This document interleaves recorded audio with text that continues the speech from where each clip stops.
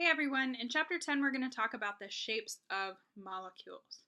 So the first thing we'll talk about is why do we even care about the shapes of molecules? They're incredibly tiny, so what does the shape even matter? Well, the shape of a molecule actually determines what its function is, especially in biochemical processes. For instance, artificial sweeteners were developed to mimic the shape of natural sweeteners. So sucrose being your table sugar, that's a natural sugar. And then sucralose on the right is a synthetic sugar. And you'll notice that the shapes of those molecules are incredibly similar to one another. That's the reason that the taste of them is very similar when you ingest either of them. So we get the sweet flavor of it because of the shape of the molecule being so similar. However, you'll notice some subtle differences between the sucrose and the sucralose. I've highlighted the chlorine atoms on sucralose. And those are really important differences because those chlorines make it impossible for the enzyme sucrase, which is the enzyme responsible for breaking down any table sugar that you ingest. Sucrase is unable to bind to sucralose, meaning it doesn't break it down. And so that is the reason why these artificial sweeteners tend to be calorie free. And so we're going to learn how to draw Lewis structures. That's going to be one of the primary things you learn in this chapter. We certainly won't be drawing anything as complex as sucrose. We'll be drawing much simpler molecules like ammonia that is shown here. And a Lewis structure is a depiction of a molecule or a polyatomic ion, and it shows the symbols for all of the atoms that are involved. The bonding electrons, we represent those as lines, and remember one line represents 2 electrons. And then it also shows all of the lone pair of electrons that are around an atom as a pair of dots. And so we have the Lewis structure for ammonia shown. Ammonia is the molecule NH3. And there's this nitrogen in the center, and it's bonded to each of the 3 hydrogens by a single bond. So this single bond represents 2 electrons. And then nitrogen also has 1 pair of lone electrons. And so if you remember the octet rule, we're trying to satisfy that octet rule when atoms form bonds. And nitrogen currently, as shown, has 2, 4, 6, 8 electrons around it. And so it is satisfying its octet rule. Hydrogen, if you remember, is one of the exceptions to the octet rule. It is satisfied with only 2 electrons around it because it doesn't have enough space in its energy levels to have 8 valence electrons. So hydrogen is satisfied with 2. So there's a huge set of rules for drawing Lewis structures. You will have to be familiar with these, but if you practice drawing your Lewis structures properly, these rules won't be that difficult to remember. They'll just be intuitive to you. I won't read all of these to you. One thing I do want to highlight is that while you're learning to draw Lewis structures, I do recommend you have these instructions in front of you and practice using them. I understand that Google is available. You can just say, hey Google, what's the Lewis structure for ammonia? And likely you're going to get the correct answer. However, you won't have Google on the exam, and the ability to draw a correct Lewis structure is going to dictate whether you get nearly all of the questions in chapter 10 and 11 correct on the final exam. So I highly recommend you learn how to draw the Lewis structures properly on your own. So I would recommend keeping this set of instructions in front of you, and I'll go through how to use them. All right, so how would you draw the Lewis structure for ammonia? I already showed you the correct structure, but let's see how you would do this with this set of instructions. The first thing I like to do in all of my Lewis structures is to determine how many electrons I have to work with. And while you're learning, it might be a good idea to set up a little table to keep track. And so what you want to do is set up a little table with all of the atoms that are in the chemical formula that you are trying to draw the Lewis structure for. Write down how many of each atom you have. So in ammonia, there's 1 nitrogen and 3 hydrogens. And then the valence electrons in each atom. So a nitrogen atom, you could go to your periodic table. It's in group 5A. Remember, we learned that if it's in 5A, it's got 5 valence electrons. An element in group 1A, like hydrogen, is going to have 1 valence electron. And then you multiply these 2 numbers together and then add the total number of electrons that you have. And so in an ammonia molecule, I should have 8 electrons displayed in my structure. If I do not have 8 electrons displayed, then I have drawn the structure incorrectly. All right, so we've checked off step number 1. Next, we have to arrange the elements. And generally, you're going to put the element with the lowest electronegativity in the center. Just a note, the hydrogen is never going to go in the center because it's only capable of making 1 bond. So don't ever put hydrogen in the middle. And so in this case, nitrogen and hydrogen are our only options, so it must be nitrogen that goes in the center. And then so we'll put nitrogen in the center and arrange all of the other atoms around it. Next, we draw a single bond between the central atom and all the surrounding atoms. So just draw a line between each. And then we want to essentially, in step 5, we're determining if every element has satisfied the octet rule. So we want to check and see if there are 8 electrons around each atom that are capable of having 8. So nitrogen only has 2, 4, 6 electrons around it currently. And so to make it so that there are 8 electrons, we're going to add a lone pair of electrons. So now nitrogen has 8 electrons around it, satisfying its octet rule. Remember, hydrogen's one of the exceptions, so it having 2 satisfies its quote-unquote octet rule. And then the final step, the step that everyone likes to forget, but it's the most important step, is you need to verify that the number of valence electrons that we have calculated matches the number of electrons that we have shown in our structure. So we should have 8 electrons displayed, so let's see if that's the case. We have 2, 4, 6, 8 electrons displayed, which means this is a valid Lewis structure for the molecule ammonia. And in fact, it's the only valid Lewis structure. Let's look at one that's a little bit more challenging. I'm going to take the rules off the slide, but I'll still go through each step. Draw the Lewis structure for the molecule CHCl3. This is chloroform. So the first step is to determine how many electrons do we have to work with. We've got 1 carbon, 1 hydrogen, 3 chlorines. 1 carbon atom, since it's in group 4A, has 4 valence electrons. Hydrogen has 1, and each chlorine, it's in group 7A, will have 7. And so that means we have a total of 26 electrons to work with when we're drawing this Lewis structure. And so when we finally draw the Lewis structure, we want to make sure there are 26 electrons displayed. If there are not, we definitely have the wrong structure. The next step was to determine which element goes in the center. It's going to be the element that has the lowest electronegativity that isn't hydrogen. So we're looking at carbon and chlorine here. And so the element that's closest to fluorine is going to be the most electronegative. So chlorine would be more electronegative than carbon, meaning carbon goes in the center, and then we will arrange the hydrogen and the 3 chlorines around it. Next, you draw a single bond between the central atom and each of the surrounding atoms. So one line going towards each surrounding atom. And then we're going to check to see if the octet rule is satisfied for each of the elements. And if it is not, then we're going to add lone pairs so that it does satisfy the octet rule. So carbon currently has 2, 4, 6, 8 electrons surrounding it, so its octet rule is satisfied. There's no need for a lone pair. Chlorine only has 2 electrons around it. It needs to have 8, and so what we can do is add 6 more electrons, or 3 more pairs of electrons. So now this chlorine has 2, 4, 6, 8 electrons around it, satisfying its octet rule. The same is going to be true for each of these 2 chlorines, so we can go ahead and add lone pairs to each of those as well. And then remember, hydrogen is completely satisfied with just 2, so we do not add any lone pairs to hydrogen. In fact, if you ever put a lone pair on a hydrogen, that's a weird thing to do, so don't do that. Hydrogen generally does not have any lone pairs, not in any examples that I'm aware of. Alright, so we've satisfied the octet rule for all of the elements, and now we need to verify that the number of electrons we have to work with verifies the number of electrons we have displayed in the structure.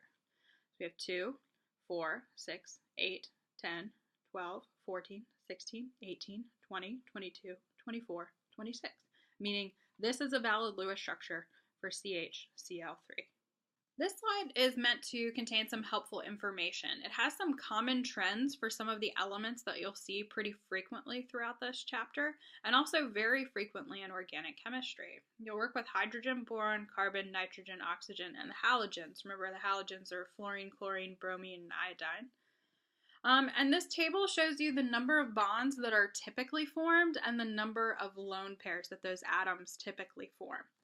And these are just common trends and do not represent exclusive rules.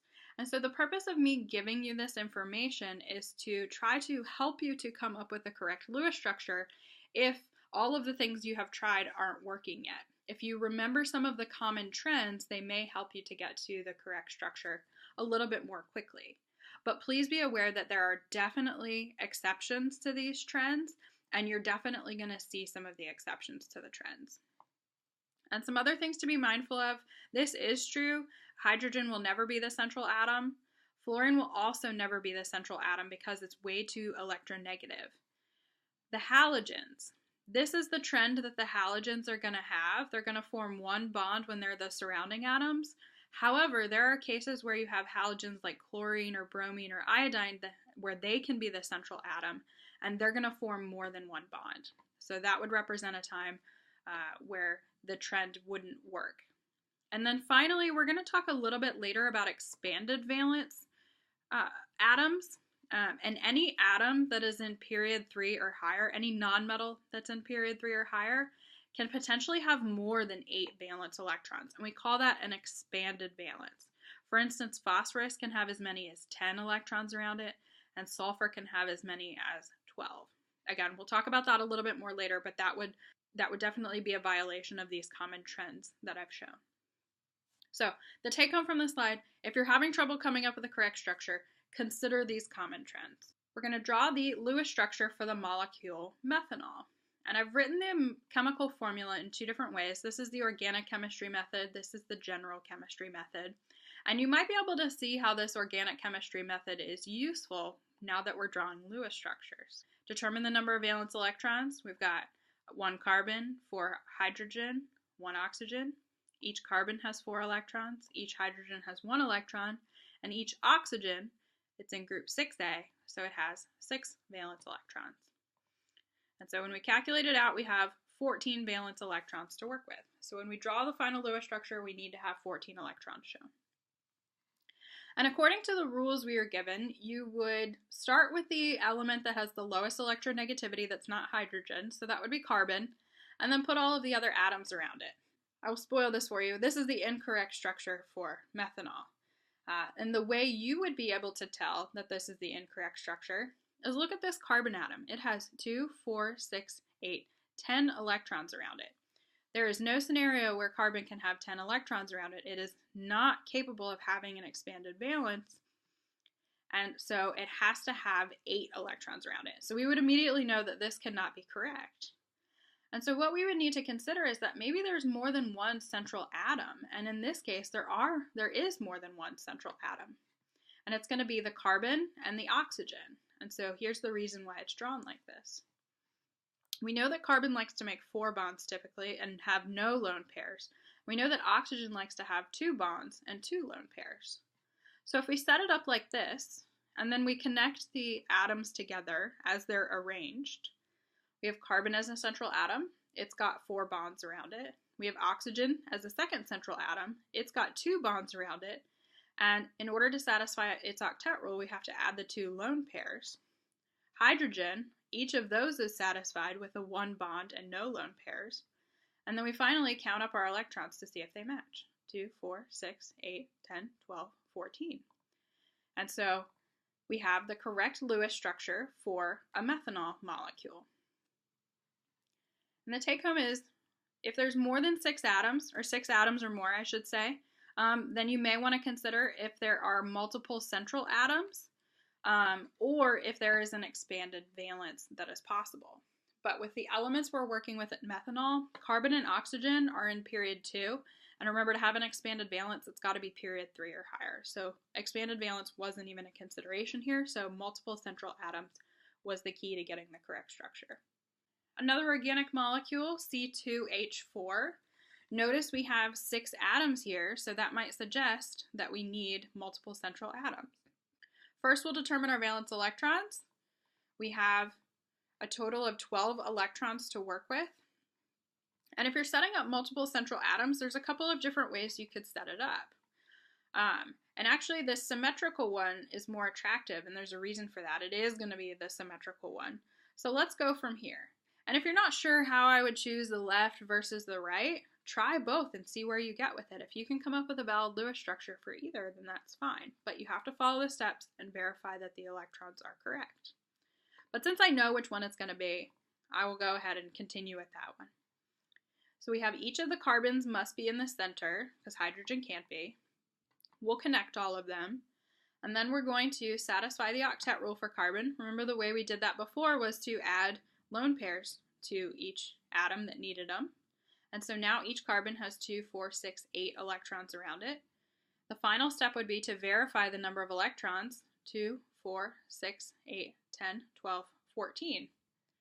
So that's a problem. We have 14 electrons shown in our structure, but only 12 to work with. And what that means is this is the incorrect Lewis structure for this molecule. And so adding these lone pairs was not the right thing to do. And if you remember the common trend for carbon, it likes to make 4 bonds and have no lone pairs. So we'll get rid of those lone pairs. And in this case, we're going to add the double bond. And now each carbon has 2, 4, 6, 8 electrons around it. And if we count up the total number of electrons, we have 2, 4, 6, 8, 10, 12 valence electrons shown in the molecule, meaning this is a valid Lewis structure for this substance. And so one tip, if you try drawing a structure using only single bonds and you end up with too many electrons, then try using a double bond. See if you can get rid of any valence electrons and draw a double bond between any atoms. And remember, hydrogen can only ever make 1 bond, so you can never put a double bond on a hydrogen atom. Next, let's look at the polyatomic ion carbonate. Remember, polyatomic ions are covalent compounds. They just have an overall charge. So how do we consider that overall charge in the Lewis structure? We'll make our table. We have 1 carbon, we have 3 oxygen. Each carbon has 4 electrons, each oxygen has 6. And so these are the electrons from the carbon and the oxygen. Next, we need to consider the charge. It's got a 2 negative charge, which means it has gained 2 electrons. And so we're going to add those 2 electrons to our table and consider them in our structure. And so we have a total of 24 electrons to work with carbonate. Remember, if you're working with a positively charged polyatomic ion like ammonium, you would subtract those electrons. If it's a negative charge, we add those electrons. Next, we're going to put the least electronegative element in the center. That would be the carbon atom, and put the oxygens around it. Just to speed things up, you would find that you need to have a double bond between one of the oxygens and the carbon atom in order to satisfy the octet rule properly. And then we'll need to fill in the lone pairs of electrons on each oxygen. And so here, this oxygen needs 2 lone pairs, and each of the other oxygens needs 6.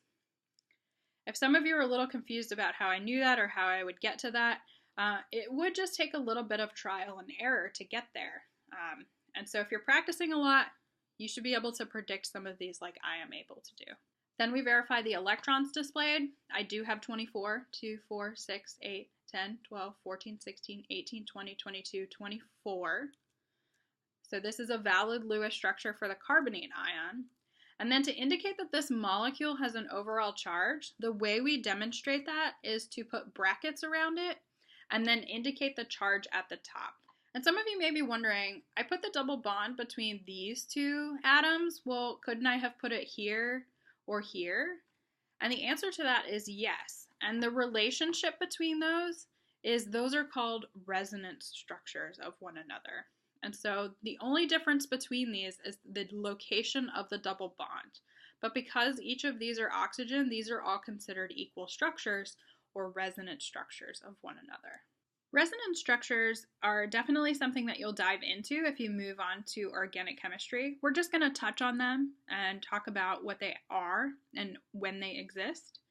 And so you're going to find that some molecules have more than one valid Lewis structure, and some of those are going to be represented by resonance structures, where essentially you're just moving the double bond into a different place around a molecule, but essentially the structures are equal to one another and equally likely. So one example of a molecule that has 2 resonance structures is ozone, which is the molecule O3. You could draw it correctly where you put the double bond between the 2 oxygens on the left, oxygens number 1 and 2, as I have them labeled. Or you could draw it where you have it written between oxygen number 2 and oxygen number 3. Either of those is a valid Lewis structure, and the relationship between those is that they are resonance structures. And representing it this way often gives the misconception that the double bond bounces back and forth between the 2 oxygens, which is not really the case. What happens in reality is you have a 1.5 bond on each side. And so it's distributing the electron density equally between the 3 oxygen atoms. And we call that a resonance hybrid.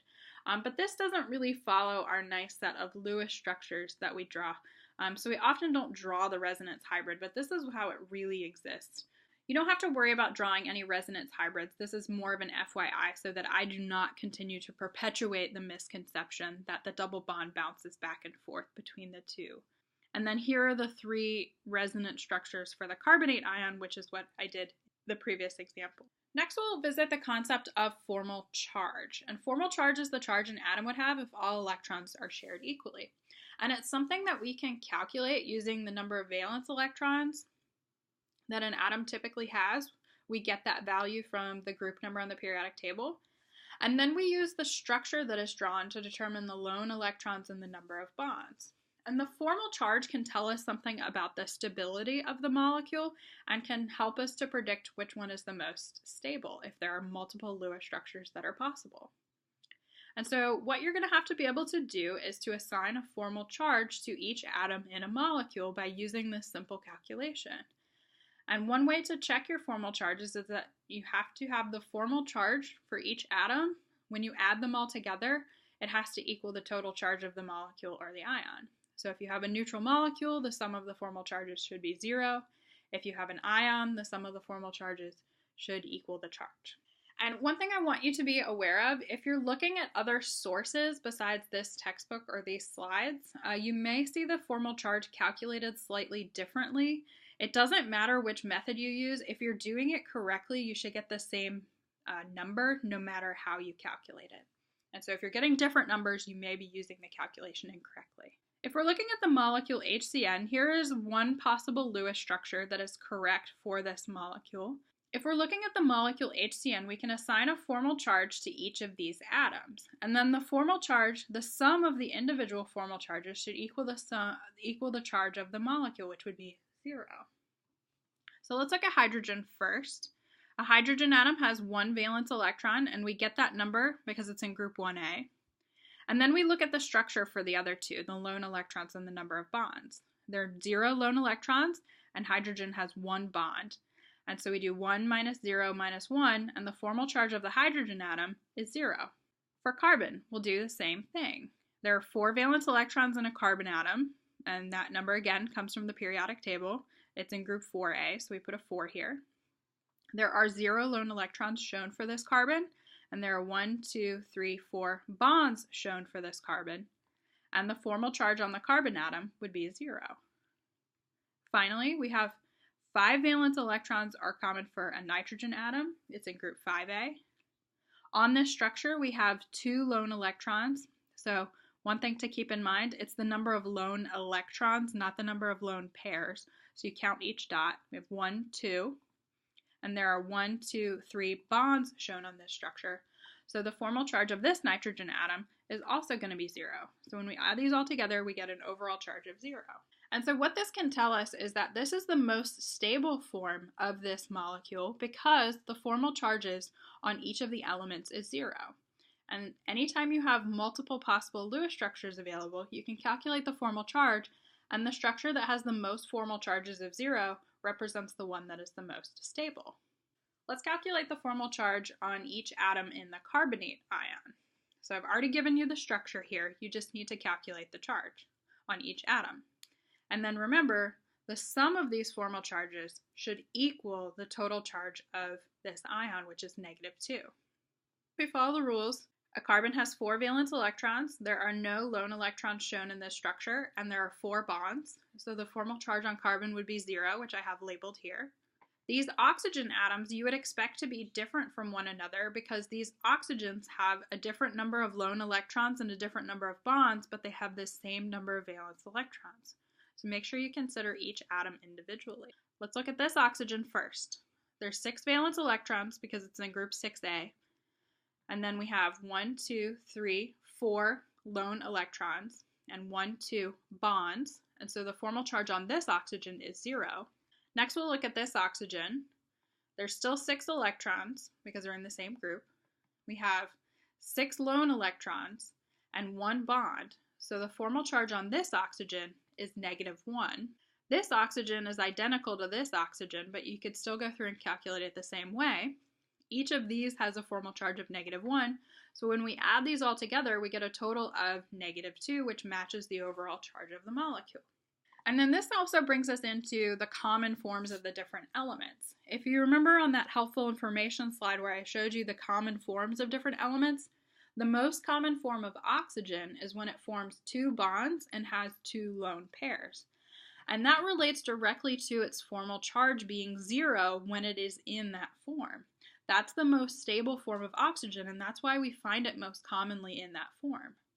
Now, we don't find it exclusively in that form. Here are 2 examples of when the oxygen is not in the most common form, and it has an overall formal charge associated with it, and that is why it's not the most common form, but it still can exist. This is an example from ALEKS, where you need to decide whether the proposed Lewis structures are reasonable or unreasonable. And if they're unreasonable, you have to come up with a reason why, and there's usually a follow-up question. I really like this type of ALEKS question because I've been doing all of these examples and I've been showing you the correct Lewis structure almost right away. But when you're learning how to draw Lewis structures, you're going to often draw the wrong Lewis structure the first time around, and you need to recognize that you have the incorrect structure. So I think this example gives you really good practice at recognizing when you have the wrong Lewis structure. So the approach I suggest for these types of problems, the options if it's incorrect is the number of valence electrons is wrong or the octet rule is wrong.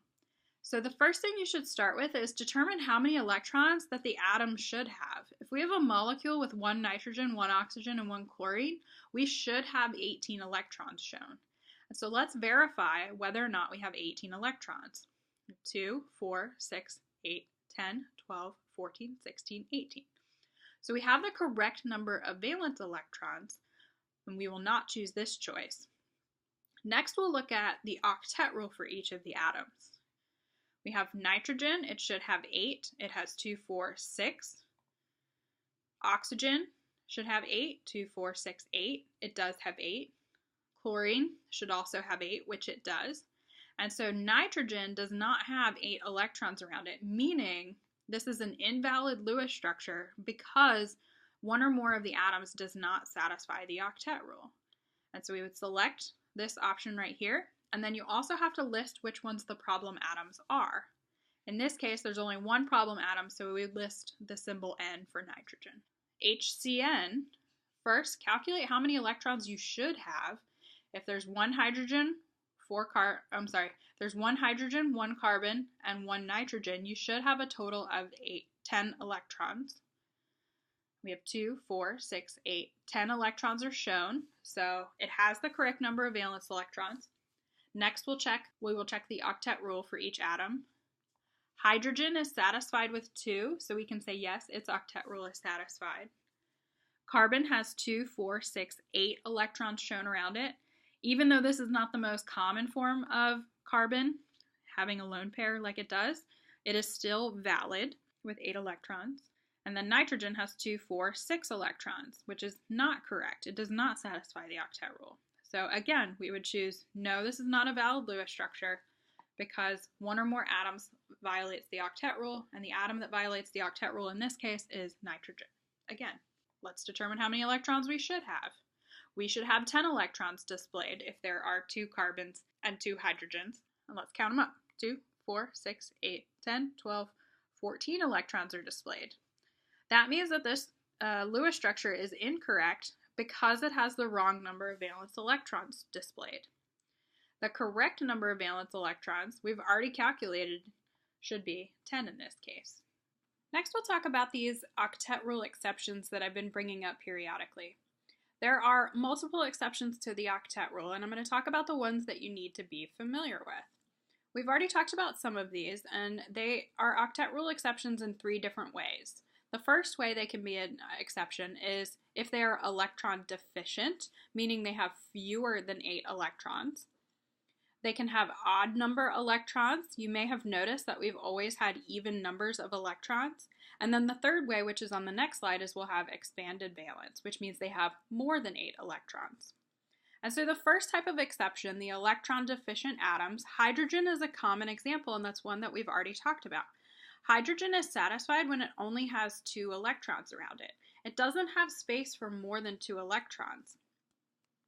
A couple of other elements that are electron deficient that participate in covalent bonding regularly are beryllium and boron. Beryllium is satisfied with only 4 electrons, like it is in the example here. Technically, beryllium is energetically satisfied.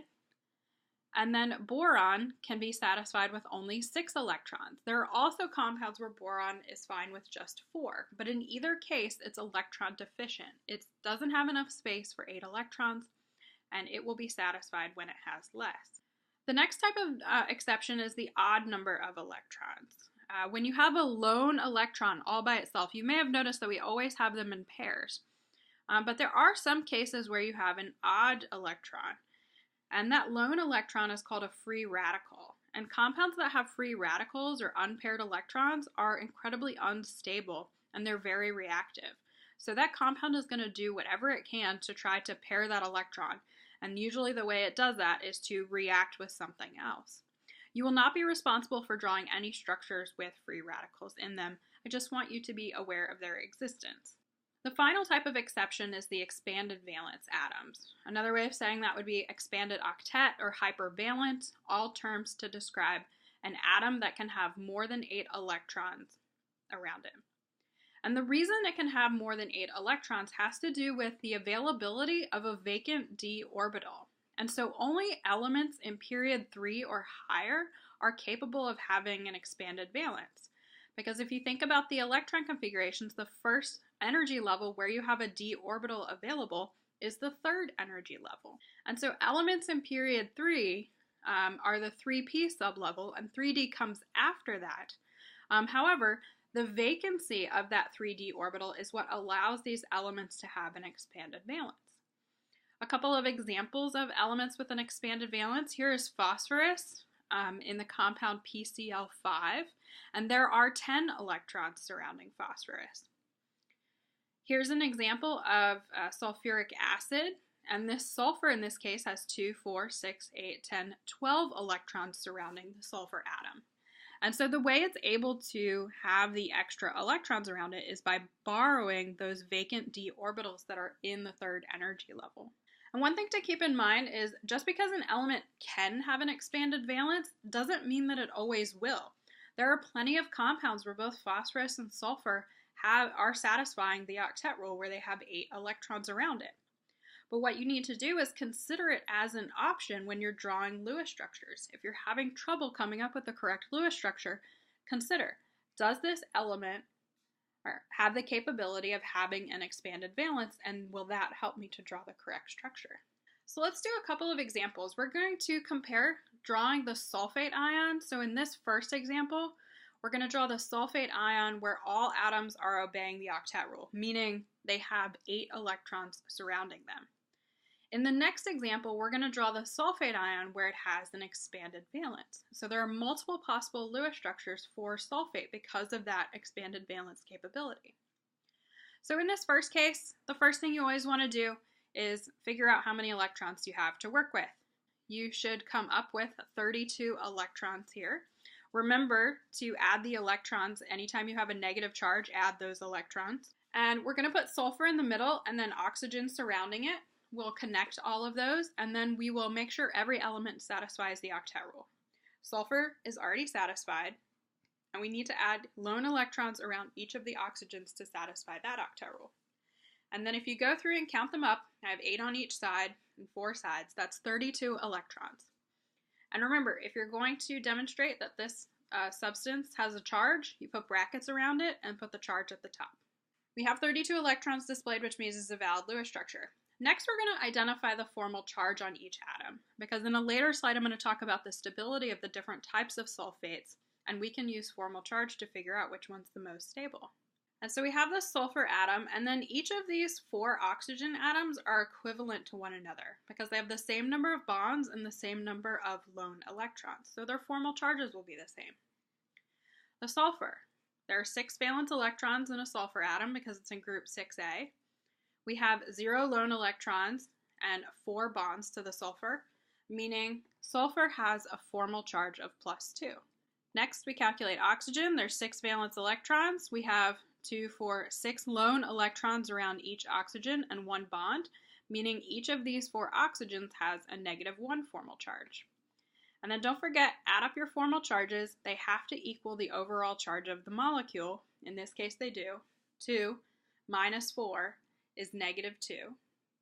And so that means that this is a valid Lewis structure where all of the atoms in this structure are obeying the octet rule. Next, let's look at one where sulfur has an expanded valence. So we'll have the same number of electrons. That's not going to change. The only thing that's going to change is we're going to draw more bonds to sulfur. So you can draw more bonds or try adding lone pairs, but either way we should end up with 32 electrons. And one way that we can end up with a valid Lewis structure is by adding 2 double bonds. You could also just add 1 double bond, and you'll see that molecule represented on the next slide. But here is one case where sulfur now has 2, 4, 6, 8, 10, 12 valence electrons around it, and it has an expanded valence. And that's okay for sulfur to do because it is in period 3 or higher. An element like oxygen, which is in period 2, can never have an expanded valence, so it has to have 8 electrons around it in order to satisfy the octet rule. And so we'll fill in the lone pairs of electrons so that each oxygen is satisfied. We'll indicate the charge and then double check to see how many electrons you have displayed. If you count them up, we have 2, 4, 6, 8, 10, 12, 14, 16, 18, 20, 22, 24, 26, 28, 30, 32 electrons, meaning this is a valid Lewis structure for sulfate. Finally, we'll calculate the formal charge. We have sulfur, has 6 valence electrons, no lone electrons, but in this case it has 6 bonds, so this sulfur has a formal charge of 0. And then these 2 oxygens are different, so we have to calculate them separately because they have a different number of bonds and a different number of lone pairs. We'll address the ones that have a double bond first. So this left oxygen and this right oxygen will be identical. So the formal charge on each of these is 0, and the top and the bottom oxygens will be identical, and the formal charge on each of those will be -1. And then when you add up all of your formal charges, 0 plus 0 plus 0 minus 2, you get -2. And so this also represents a valid Lewis structure for the sulfate ion, but in this case, sulfur has an expanded valence. These are the 3 versions of sulfate that you could have drawn. I did not do an example where we drew this one. I only drew the 2 end ones, but this one would also be classified as a valid Lewis structure. We can look at the stability of these molecules and use the formal charges to determine which one is the most stable. The structure that has the fewest atoms with a non-zero formal charge is the most stable. This is the way the textbook describes it. Another way you could think about it, it's the most number of atoms that have a formal charge of 0. That's going to be the most stable structure. This one, we have 5 atoms in each of these structures. This one has 3 elements with a formal charge of 0. This one only has 1, and this one has no elements with a formal charge of 0, meaning the rightmost one is the most stable, and the leftmost one is the least stable of the 3 types of structures. And what does that mean? Well, if you were to go out and look at all of the sulfate molecules that are in existence, you would find that most of them are going to be in this form, and the fewest of them will be in this form, because the most stable one is the one you're most likely to find. Now you have all of the information you should need to be able to draw valid Lewis structures for any compound. The next thing we'll talk about is VSEPR theory. And so we're going to take those Lewis structures and apply VSEPR theory to those Lewis structures to identify electron group arrangements and molecular shapes. And so VSEPR theory is valence shell electron pair repulsion theory. And it's based on the fact that when you have electrons in a region around an atom, they're going to try to get as far away from each other as they possibly can because electrons have the same charge and they're repelling each other. And so those are the electrostatic effects of electrons. And when they try to repel each other, they're going to repel each other in predictable ways. And so VSEPR theory allows us to predict the 3-dimensional shapes of the molecules using the 2-dimensional drawings that we have been making with these Lewis structure rules. And here on the left, we have the Lewis structure for methane, which is CH4. And what we can do is apply VSEPR theory because there are 4 regions of electrons around this carbon atom, and when they get as far away from each other as they possibly can, there's going to be a bond angle between each of those that is predictable. In this case, it happens to be 109.5.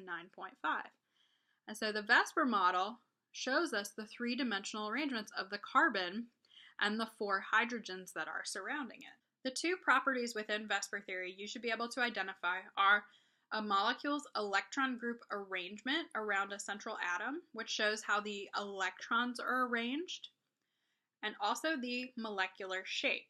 So we just sometimes say arrangement and shape. The molecular shape refers to the overall shape of the molecule based on the atoms that are surrounding the central atom. And so we're only concerned with the bonding electrons in molecular shape, whereas in electron group arrangement, we care about all of the electrons, whether they be bonding electrons or lone pairs. We'll start with electron group arrangement, and so you have to learn how to classify an electron group. An electron group is any number of electrons occupying a localized region of an atom. So it doesn't have to just be 2 electrons, it can be more than 2. A single bond counts as 1 electron group. A double bond also counts as 1 electron group, even though a double bond has 4 electrons in it, occupying a localized region, and so they count as 1 electron group. A triple bond counts as 1 electron group, and a lone pair also counts as 1 electron group. And so what you can do is figure out how many electron groups are around the central atom, and the number of electron groups that you have will allow you to classify the type of electron group. If there are 2 groups of electrons surrounding the central atom, that molecule is said to have linear electron arrangement. If there are 3 groups around the central atom, they're going to arrange themselves in this flat triangle shape, which we call trigonal planar. If there are 4 regions of electrons around the atom, it's going to make a tetrahedron shape, so we call that tetrahedral. If there are 5 regions of electrons and they're trying to spread out as much as possible, the electron group arrangement that corresponds to that is called trigonal bipyramidal. This word is the one that people have the most trouble remembering, and I had a student last semester who very cleverly said tri plus bi, so 3 plus 2 is 5. Tri plus bi is 5. And then finally, if there are 6 regions of electrons around the central atom, that is called octahedral arrangement. Some of you might be wondering, octa, doesn't that mean 8? Well, the shape that this makes when there are 6 regions of electrons is called an octahedron. So before we launch into shape, let's practice identifying the electron group arrangement with these given Lewis structures. In this first one, phosphorus is the central atom, so what we'll do is figure out how many groups of electrons are around each molecule. There are 5 single bonds around the phosphorus atom. 1, 2, 3, 4, 5. A single bond, each single bond counts as 1 electron group, so we have 5 groups of electrons, and the electron group arrangement that corresponds to that is trigonal bipyramidal. In this next example, ammonia. We've got 3 single bonds and a lone pair, and so you have to remember, what does each one count as? Each single bond counts as an electron group, and the lone pair counts as an electron group. So we have 1, 2, 3, 4 groups of electrons. And when there are 4 groups of electrons, they're going to arrange themselves in a tetrahedral shape. In BeCl2, there are 1, 2 single bonds, so 2 groups of electrons. That's going to have a linear shape. They're going to arrange themselves in this straight line. This one tends to be tricky. You have to remember, what does a double bond count as? So in the sulfuric acid molecule, around the central sulfur atom, we have 1, 2, 3, 4 groups of electrons around that central atom. Remember, a double bond counts as 1 region, a single bond counts as 1 region when it comes to electron group arrangement. And so around the sulfur, we're going to have a tetrahedral arrangement. The oxygen in the water molecule. Students are tempted to say linear because of the way I have drawn it. Remember, when we draw it in 2 dimensions, that doesn't tell us about the 3-dimensional structure. But if we count the groups of electrons, we have 1, 2, 3, 4 groups of electrons. And we know that anything that has 4 groups of electrons, it's going to arrange itself in a tetrahedral pattern. And so the electron group arrangement around oxygen would be tetrahedral. Finally, BF3, there's 1, 2, 3 groups of electrons. And anything that has 3 groups of electrons is going to arrange itself in that flat triangle, which is called trigonal planar. Next is molecular shape. And so with molecular shape, we care more about the atoms arrangement. So the surrounding atoms around the central atom, what shape are they going to put themselves into? Each of the electron group arrangements, so those 5 categories we just talked about, can be subdivided into molecular shapes that are possible. And the types of electron groups determine the shape, and so the number of bonds versus the lone pairs. And one way to organize that information is to use the AX notation. This is something that I think your textbook came up with. I don't see it widespread throughout chemistry. And honestly, I don't really care if you use the AX notation or not. It's not something I'm going to test you on. But if it's something that you find helpful for helping you to understand these concepts, then I wanted to introduce you to it. The AX notation, A represents the central atom that you're talking about. X is the number of bonding groups, so any single, double, or triple bond that is around that central atom. And you put a subscript to say how many of those there are. And then E represents the lone pairs of electrons. And you write how many lone pairs you have. And so for the example of ammonia, there's 1, 2, 3 bonding groups and 1 lone pair. So the AX notation would be AX3E. And so what you can do with that AX notation is correlate it to a specific molecular shape, which is going to be on the next slide. And so this little chart is handy. This is from your textbook. And I like this chart because you have the possible electron group arrangement. So each box is one type of electron group arrangement, the linear, trigonal planar, tetrahedral, trigonal bipyramidal, and octahedral. And then this next row here represents the possible molecular shapes under each of those electron group arrangements. For example, the only possible molecular shape if you have a linear electron group arrangement is also called linear. And it has the AX notation AX2, meaning there are 2 bonding groups and no lone pairs of electrons. For trigonal planar, there are 2 possible molecular shapes. You can either have a molecule that has 3 bonding regions, so AX3, or 2 bonding regions and 1 lone pair, which would be AX2E. If all 3 of those electron group regions are bonding regions, it's also called trigonal planar. If one of those is a lone pair and 2 of them are bonds, we call that V-shaped or bent. And then we have similar possibilities for each. I'm not going to go through each one on this slide because I have subsequent slides to talk about those. But this is a really handy slide to have in front of you as sort of a little cheat sheet while you're learning. It also talks about the bond angle you would expect in each of the molecules, which we'll get to a little bit later. This slide is just another way of organizing the same information that's on the previous slide. It's actually a little bit more condensed amount of information that's on the previous slide.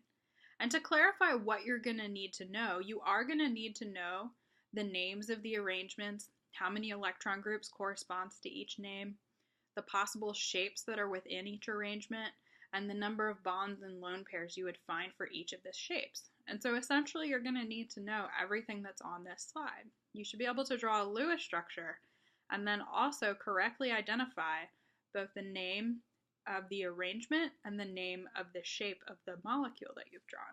So let's go through each of the arrangements and the shapes that are possible within each arrangement. The first and simplest is the linear electron group arrangement, where you have a central atom and there are 2 groups of electrons around them.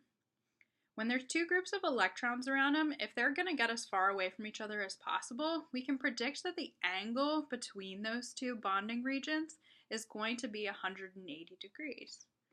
And that's going to be true for all linear molecules.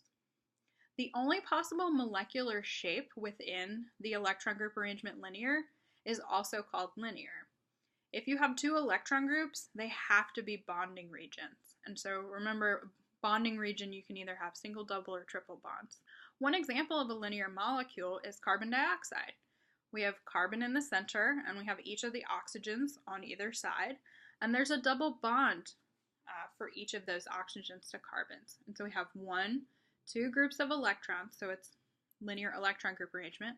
Both of those regions are bonding regions, so that also corresponds to a linear molecular shape. And remember, molecular shape is how the atoms are organized, and you'll notice that it's in a straight line here.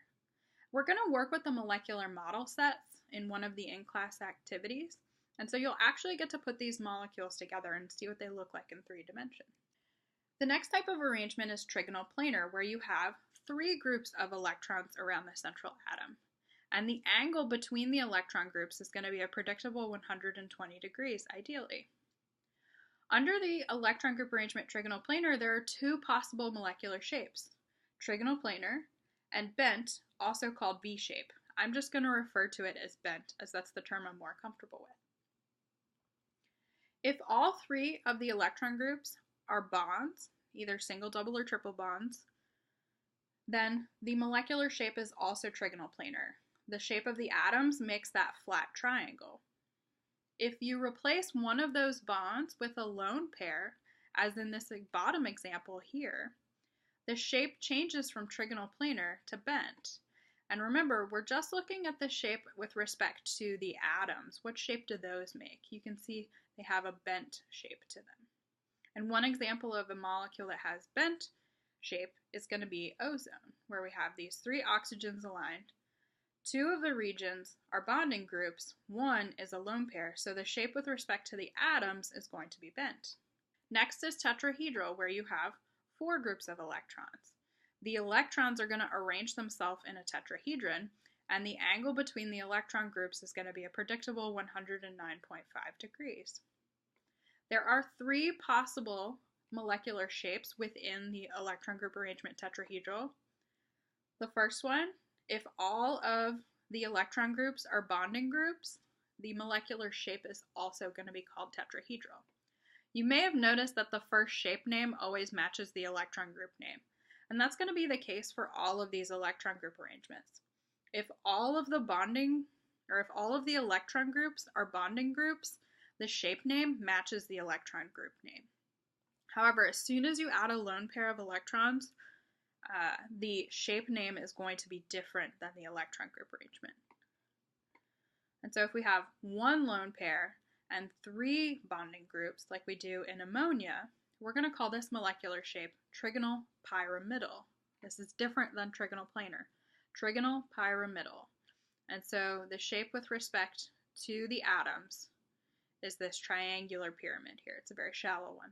The other possible molecular shape within a tetrahedral electron group arrangement is called bent. It's exactly the same reason as bent was in the trigonal planar. The shape with respect to the atoms has a bent shape to it. And the major difference between the 2 is the number of electron groups around it. It's the electron group arrangement. There's 1, 2, 3, 4 regions of electrons. Here, 2 of them are bonding groups and 2 of them are lone pairs. And this is the shape we find in the molecule water. Trigonal bipyramidal is the most complex. We have 4 possible molecular shapes within the electron group arrangement trigonal bipyramidal. With trigonal bipyramidal, we have 5 groups of electrons, and there's actually 2 different angles between the electron groups. It depends on which 2 you're measuring. And so here, these 2 electron groups have a 90-degree angle. These 2 groups right here would have a 120-degree angle. There are 4 possible molecular shapes. Our first one, as always, the name matches the electron group. If all 5 of those regions are bonding groups, then we also have trigonal bipyramidal shape. If one of those groups is a lone pair and we have 4 bonding groups, we call that shape seesaw. And if you look here, this shape right here, you could rotate it back and forth to make a seesaw, and that's why it's called seesaw. You may also see the word sawhorse. I think I've heard the word sawhorse in ALEKS before, but it's referring to this molecular shape right here. If there are 2 lone pairs and 3 bonds, then we have a T-shaped molecule.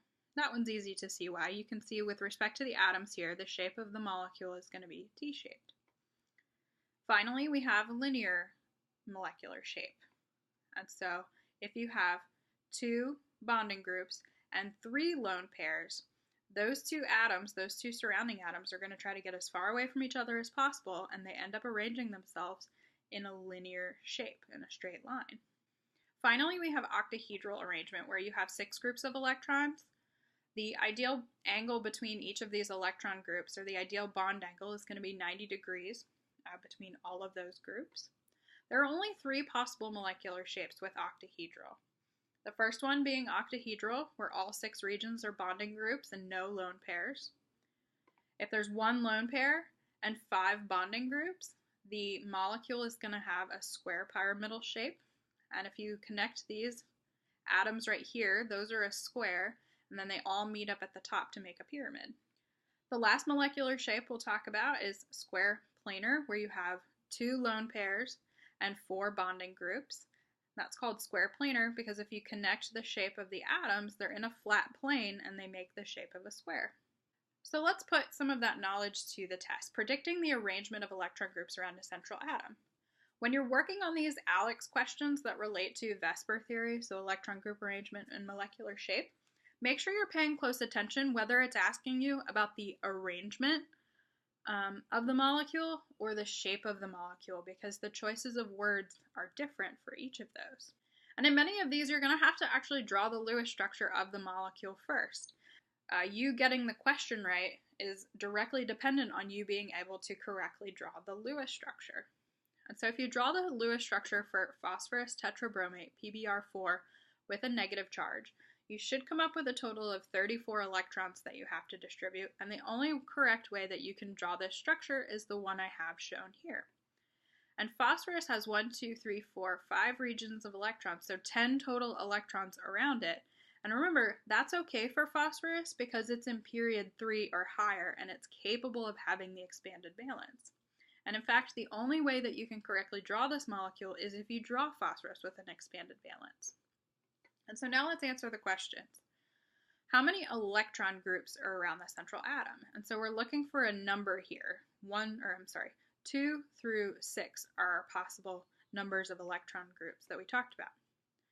And so each single bond counts as an electron group, and the lone pair counts as an electron group. So we would say that phosphorus has 5 electron groups around it. Now we can use the electron groups to select the phrase that best describes the arrangement around that phosphorus atom. And so this is going to be a drop-down menu, and then these are going to be the choices that it gives you. So here's that weird sawhorse. That's the same as seesaw. And you'll notice that if you remember your possibilities for arrangement, some of these are actually possibilities for shape. And so I've highlighted the ones that represent the arrangement names: linear, trigonal planar, tetrahedral, trigonal bipyramidal, and octahedral. And the name that corresponds to having 5 regions of electrons is trigonal bipyramidal. Remember, tri plus bi equals 5. And so you would select that one for the answer. In this next example, you need to name the shape of the molecule, and it's a molecule that has 1 central atom and no octet rule exceptions, so you don't have to consider those.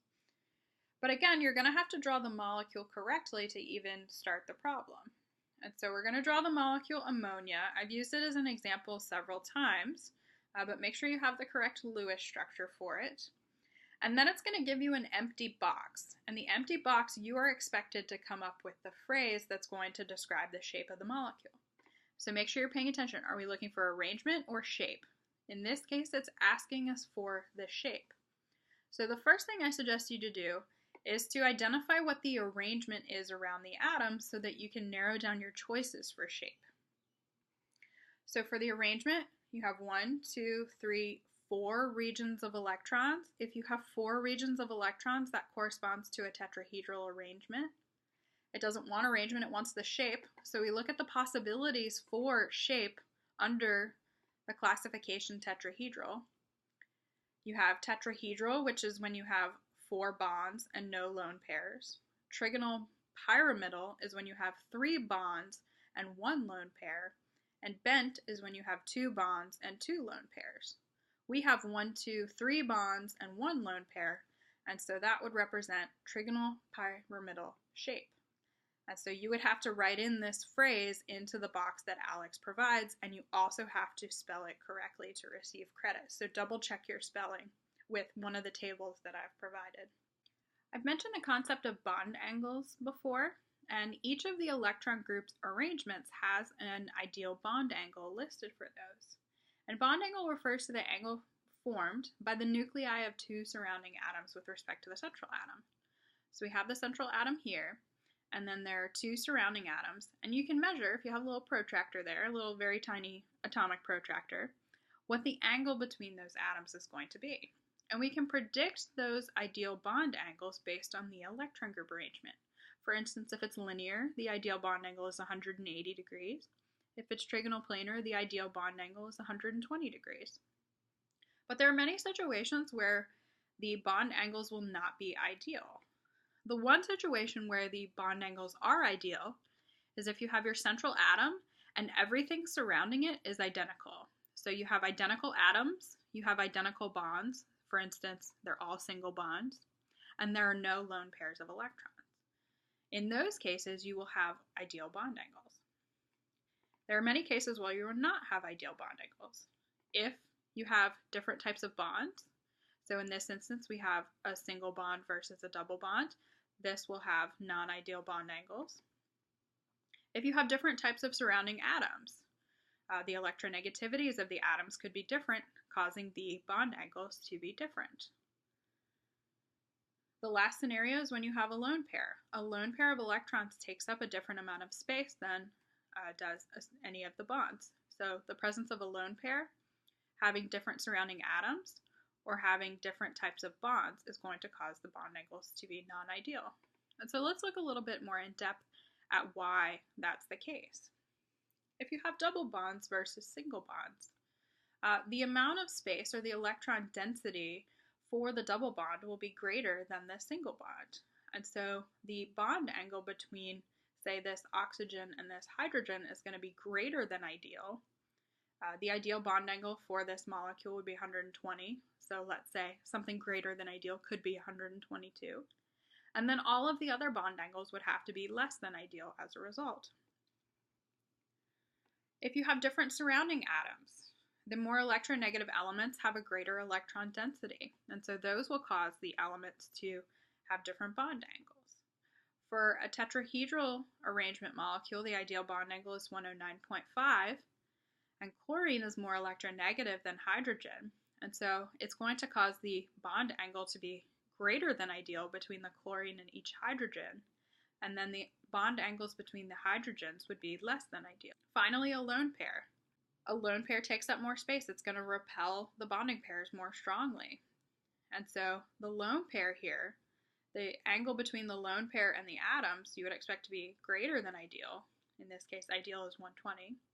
And the angle between the atoms to be less than ideal.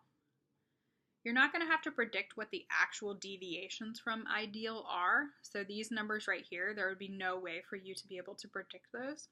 And in fact, these might not be entirely accurate. They're meant to be a demonstration.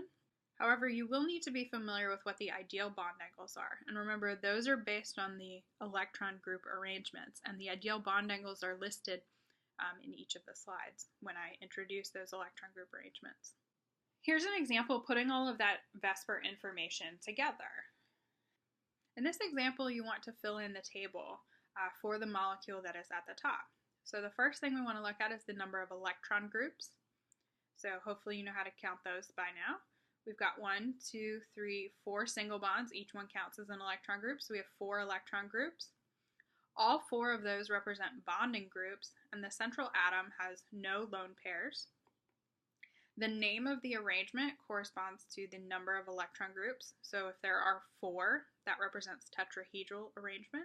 Within the tetrahedral arrangement, if all 4 of those groups are bonding groups, the arrangement and the shape name are the same.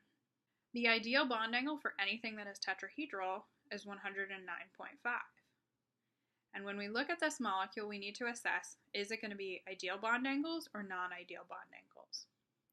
Well, the only time you have ideal bond angles is if everything around it is identical, the bonds and the atoms. Well, we have different types of atoms here, so that is going to cause the bond angles to be non-ideal. And that's the extent to what I would expect you to predict as far as bond angles go for a molecule. The next example is carbon dioxide. When we're counting electron groups, remember a double bond counts as 1 electron group. So we have 1, 2 electron groups. Both of them are bonding groups, and we have no lone pairs on the carbon. The arrangement for anything with two electron groups is called linear. And since everything is a bonding group and there are no lone pairs, the shape and the arrangement name are the same, both linear. The ideal bond angle for linear molecules is going to be 180 degrees. And we would expect these to be ideal because on both sides we have identical situations. It's double bonds on each side and both of them are oxygen atoms. There would be no deviation from ideal. Final example, NO2. We have 1, 2, 3 groups of electrons. The number of bonding groups, we have 1, 2, so 2 of those regions represent bonds. One of those regions represents a lone pair. And so the arrangement will be based on the electron groups. If there are 3 electron groups, we would call that trigonal planar. Because there's the lone pair, the name of the shape is going to be different than the name of the arrangement, so you'll have to recall what the other possibility is. If there are 2 bonding groups and 1 lone pair, that represents a bent shape. I've also sort of hinted you in that direction by drawing it in a bent shape. But even if I drew it with a different shape on the paper, you should be able to identify it as bent because there are 2 bonding groups and 1 lone pair. Finally, the ideal bond angle for anything that's trigonal planar is 120 degrees. And everything surrounding that nitrogen atom is not identical. We have a single bond versus a double bond, which will cause a deviation from ideal. And we also have the presence of a lone pair, which is a deviation from ideal. So we would expect the bond angles here to be non-ideal. The final topic in this chapter is molecular polarity. In chapter 9, we visited the concept of bond polarity, which is related to molecular polarity. And so if you recall, a bond is polar when there's a difference in the electronegativity between 2 bonded atoms. And the atom that has the higher electronegativity will be more electron dense. We can also classify molecules based on their polarity. And molecular polarity occurs when there's an uneven distribution of electron density throughout an entire molecule, or at least a significant portion of the molecule. There'll be a partial positive side of the molecule and a partial negative side of the molecule. The molecular shape and molecular polarity are important for determining the intermolecular forces that occur between molecules. We're not going to go in depth into intermolecular forces in this course. If you move on to Chem 2, that's one of the first things that you'll talk about. So make sure you retain this information if you are going to move on to Chem 2, or at least review it before classes start. And intermolecular forces are forces between molecules that significantly influence physical properties like melting points, boiling points, solubilities, reactivities. Some examples of intermolecular forces, if you're not sure what I'm talking about, include things like hydrogen bonding, London dispersion forces, dipole-dipole. If you've taken chemistry before at all, those may ring a bell. Again, we're not going to go into intermolecular forces, but molecular shape and molecular polarity will influence those. And so we have 2 different ways of measuring molecular polarity. We have a quantitative measure, which includes a dipole moment, and a qualitative measure. We're actually going to stick to the qualitative measure where you look at a molecule and use the molecular shape and your knowledge of bond polarity to predict whether or not the molecule is polar. And so a dipole moment is just a measure of the molecular polarity. It essentially is a unit of charge times a distance. And so if there's a movement of charge, then we have a dipole moment. A molecule is polar if it has 1 or more polar bonds present, and the individual bond dipoles do not cancel each other out. And so one of the representations we have of bond dipoles was this little arrow system that we learned about in chapter 9. And so this represents a bond dipole. There's a polar bond here, 2 poles. And so one example of a polar molecule would be a water molecule, and one example of a nonpolar molecule that contains polar bonds would be carbon dioxide. And carbon dioxide has the individual bond dipoles canceling out. A carbon dioxide molecule contains polar bonds. A bond between carbon and oxygen has a dipole moment. There's a difference in electronegativity, and so it contains a polar bond. However, the molecule itself is a nonpolar molecule. And the reason for that is due to the shape, the linear shape of the carbon dioxide molecule. We have a bond dipole going this direction, and we have an equal bond dipole going in the exact opposite direction, 180 degrees the other direction. And because of this symmetry in the ideal bond angles, there's going to be no net dipole moment for the entire molecule, meaning it's a nonpolar molecule. Water is a polar molecule. That's something we addressed in chapter 4. That's one really important property about water. We know that the oxygen-hydrogen bond is polar. There's a difference in electronegativity between those two, so we would expect there to be a dipole moment between those two atoms. And because of the lack of symmetry in the molecule, these bond dipoles are not going equal in opposite directions, and so they do not cancel each other out. And the molecule will have an overall net dipole moment, so some non-zero number. And because of this, water has a partially negative end near the oxygens and a partially positive end near the hydrogens. Here are two more examples of polar and nonpolar molecules. So molecules that have the same geometric shape may have different polarities. Both of these are tetrahedral molecules. They have carbon as the central atom. In this example on the left, we have carbon tetrachloride where it's bonded to 4 chlorine atoms. And so each of these carbon-chlorine atoms is a polar bond, and so there's a dipole moment between these two atoms. However, we have symmetry. We have ideal bond angles between within this molecule. And what that means is the individual bond polarities are going to cancel each other out, so carbon tetrachloride is actually a nonpolar molecule, even though it contains polar bonds. On the right, we have chloroform, where we've got carbon in the center, and one of those chlorines has been replaced with a hydrogen atom. And if you remember, because we have different atoms attached to the carbon atom, we expect to have non-ideal bond angles. And what that means is the individual bond polarities are not going to cancel each other out. And so the overall molecule is going to be polar. And so this side of the molecule you would expect to be partially negative because of the chlorines, and the hydrogen side you would expect to be partially positive. And so having ideal versus non-ideal bond angles can also help you to predict molecular polarity. Let's look at an ALEKS example where you have to predict whether the molecule is polar or nonpolar. And so the first thing you're going to need to do is draw the molecule. It's helpful to know what it looks like in order to predict the polarity. This first one is carbon tetrachloride, which conveniently is the example I used on the previous slide. We expect these carbon-chlorine bonds to be polar. However, because of the ideal bond angles, everything surrounding the carbon atom is exactly the same, so we would expect the net dipole moment, or the net dipoles, to cancel each other out. And so we would say that this is a nonpolar molecule. We can leave this one blank if the answer is nonpolar. This next example between chlorine and fluorine is essentially just a bond between two atoms, and so we can just use our knowledge of bond polarity to answer this one. We know that chlorine and fluorine have different electronegativities, and so we would expect there to be an uneven distribution of electrons, which would represent a polar bond. And then we have to identify the atom that is closest to the negative side. Another way of saying that is which atom is more electronegative. And fluorine is definitely more electronegative than chlorine, so we would put in an F.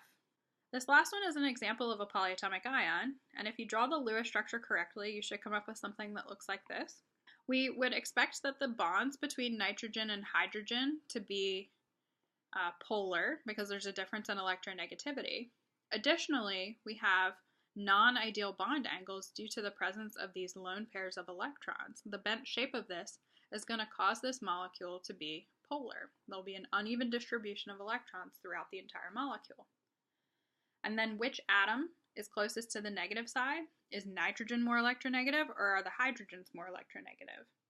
Well, nitrogen is more electronegative than hydrogen because it's closer to fluorine, so you would type in N. And that's the end of chapter 10.